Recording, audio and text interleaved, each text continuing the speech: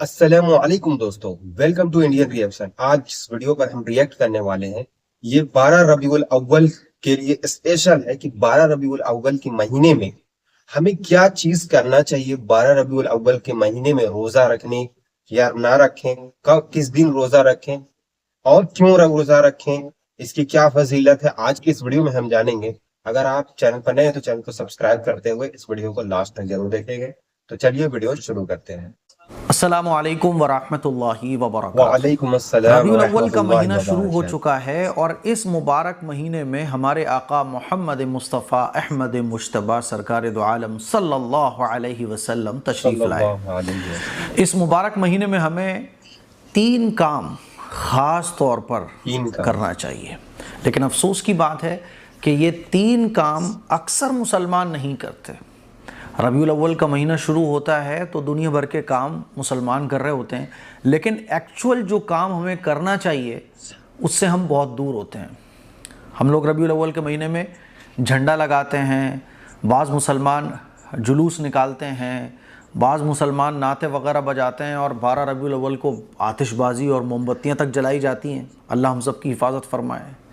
لیکن جو ایکچول کام ہے، جو بہت اہم کام ہے، امپورٹنٹ کام ہے، جو ہمیں ربیع الاول کے مہینے میں کرنا چاہیے، اس سے ہم بہت دور ہوتے ہیں۔ وہ 3 کام کون کون سے ہیں؟ پہلا کام کہ جب ربیع الاول کا مہینہ شروع ہو تو ہم حضور علیہ الصلوۃ والسلام کی لائف کو پڑھیں کہ حضور کہاں پیدا ہوئے، کب پیدا ہوئے، حضور کی پیدائش کے واقعات، حضور علیہ الصلوۃ والسلام کی پوری سیرت کو ہم لوگ پڑھیں۔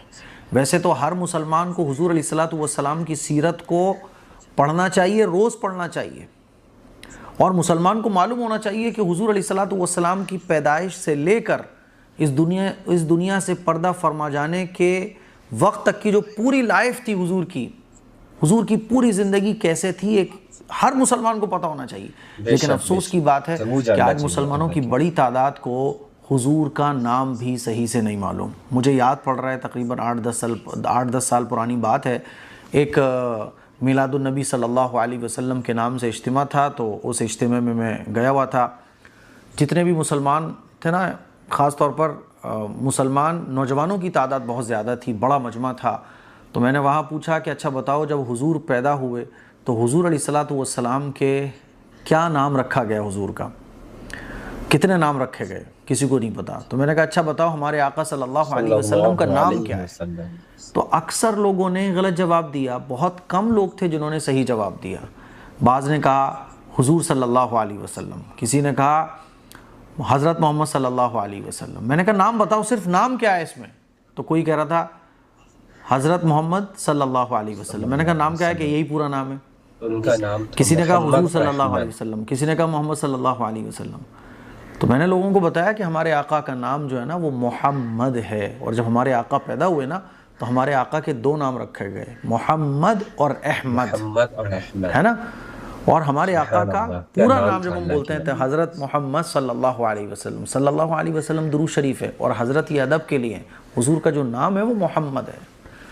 اکثر مسلمانوں نے غلط جواب دیا، بہت کم تھے جنہوں نے صحیح جواب دیا۔ آج ہمارے نوجوانوں کو کلمہ بھی ٹھیک سے یاد نہیں ہے، کلمہ ان سے پوچھو، حضور کا نام پوچھو تو وہ ٹھیک سے نہیں لے پاتے۔ تو یہ کتنے افسوس کی بات ہے۔ اسی لیے میری آپ لوگوں سے گزارش ہے کہ ربیع الاول کے مہینے میں کم از کم، کیونکہ اس مہینے میں ایک ماحول ہوتا ہے، حضور سے ہم لوگ محبت کا اظہار بھی کر رہے ہوتے ہیں۔ ربیع الاول کے مہینے کی وجہ سے حضور کی محبت دلوں میں جوش مار رہی ہوتی ہے ہمارے اندر، تو اس موقع پر ہمیں چاہیے کہ ہم حضور کی سیرت کو پڑھیں، حضور کہاں پیدا ہوئے، کیسا پیدا ہوئے، حضور جب پیدا ہوئے تو اس پوری دنیا میں کیا بھوچال آیا ہے نا، کیا چینجنگ پوری دنیا کے اندر آئی، حضور کا بچپن کیسا تھا، حضور کی جوانی کیسی تھی، حضور کی شادیاں کیسے ہوئیں، اور حضور جب نبوت کا اعلان ہوا تو حضور علیہ الصلوۃ والسلام کی نبوت کے بعد کی زندگی کیسے تھی، ہمارے لیے حضور کی سیرت میں کیا ایسی چیزیں ہیں، یہ سب ہمیں پتہ ہونا چاہیے۔ لیکن افسوس کی بات ہے کہ نہیں پتہ۔ تو پہلی چیز کہ حضور کی سیرت کو ہم اور آپ پڑھنے کی کوشش کریں۔ دوسرا اہم کام درود شریف خوب پڑھیں۔ ویسے تو درود شریف ہر مسلمان کو روزانہ پڑھنا چاہیے، لیکن ربیع الاول کے مہینے میں درود شریف ہمیں زیادہ پڑھنا چاہیے، کیونکہ اس مہینے کی نسبت حضور علیہ الصلوۃ والسلام کی پیدائش سے۔ تو دوسرا اہم کام کہ کہ درود شریف خوب پڑھے جائیں, کثرت سے پڑھے جائیں, چلتے پھرتے اٹھتے بیٹھتے درود شریف خوب پڑھے جائیں. حضور علیہ الصلوۃ والسلام نے درود شریف کے لیے کوئی لمٹ نہیں رکھی.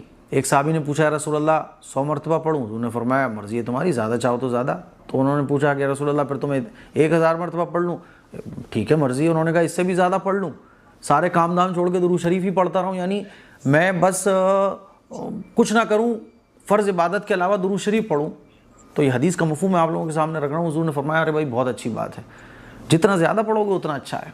درود شریف کی کثرت ہونا چاہیے. ایک امتی ہونے کا تقاضا یہ ہے, کیونکہ حضور علیہ الصلوۃ والسلام سے محبت کو ایکسپریس کرنے کا جو بیسٹ طریقہ ہے وہ ہے درود شریف. میں اپنے آقا سے محبت کرتا ہوں, تو محبت کو ظاہر کرنے کا جو سب سے بیسٹ طریقہ جو سنت سے ثابت ہے وہ ہے درود شریف کو پڑھنا. تو درود شریف ہم خوب پڑھیں. تیسرا کام ہے روزے رکھنا.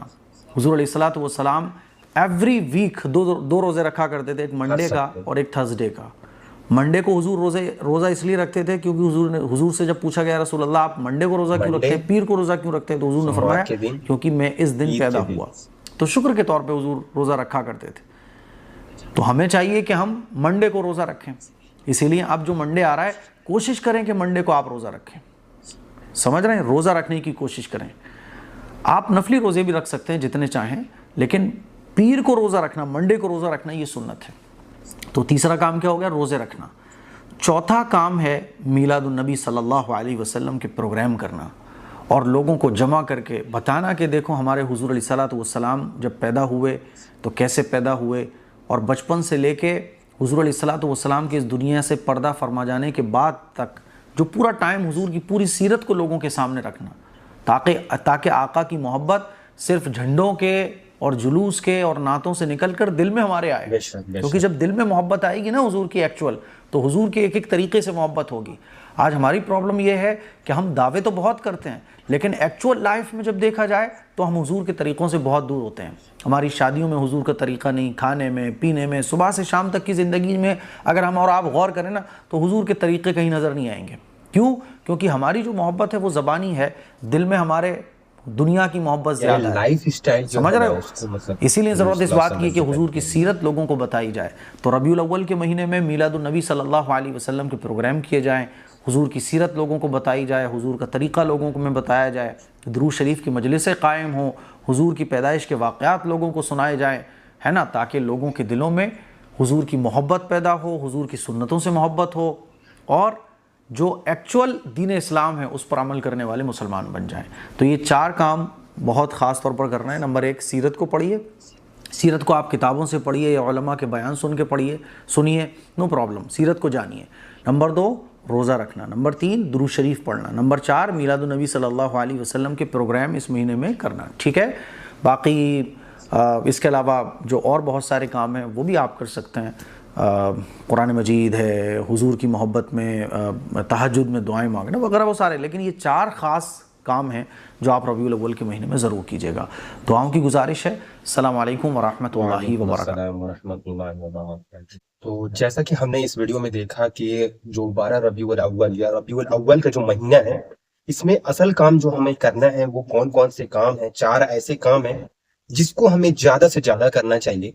پہلا کام وہ ہے کہ سب سے پہلے حضور صلی اللہ علیہ وسلم کی جو سیرت ہے, ان کی زندگی ہے, ان کی لائف اسٹائل جو ہے, اس کو زیادہ سے زیادہ پڑھنا, لوگوں کو بتانا, اپنے اندر اس چیز کو اتارنے کی کوشش کرنا, یہ سب سے بڑی چیز ہے. کیونکہ جب ہم حضور صلی اللہ علیہ وسلم کے طریقے کو جانیں گے, ان کے لائف اسٹائل کو جانیں گے کہ وہ کس طریقے سے رہتے تھے, ان کا رہن سہن کیسا تھا, ان کا کھانا کیسا تھا, کپڑا کیسا تھا, شکل میں مطلب وہ کس طریقے سے رہتے تھے, لوگوں سے بات کیسے کرتے تھے, ان کا اخلاق کیسا تھا, تو یہ چیز جب ہم جانیں گے نا تو ہماری زندگی ہی بدل جائے گی. اور ہم اس کے لیے لوگوں کے ساتھ مطلب جو حضور صلی اللہ علیہ وسلم کی جو لائف ہے ان کو لوگوں کو بتانا بھی ہے. جب ہم کسی چیز کو سنتے ہیں, اسے بتاتے ہیں, تو وہ ہمارے اندر زیادہ مضبوط ہوتی ہے. تو یہ چیزیں بہت ہی امپورٹنٹ ہے اور ہمیں اس چیز کو کرنا چاہیے. دوسری چیز جو ہے وہ ہے کہ سب سے پہلے ہمیں اس مہینے میں زیادہ کثرت سے جو کرنے والی کام ہے وہ ہے درود شریف.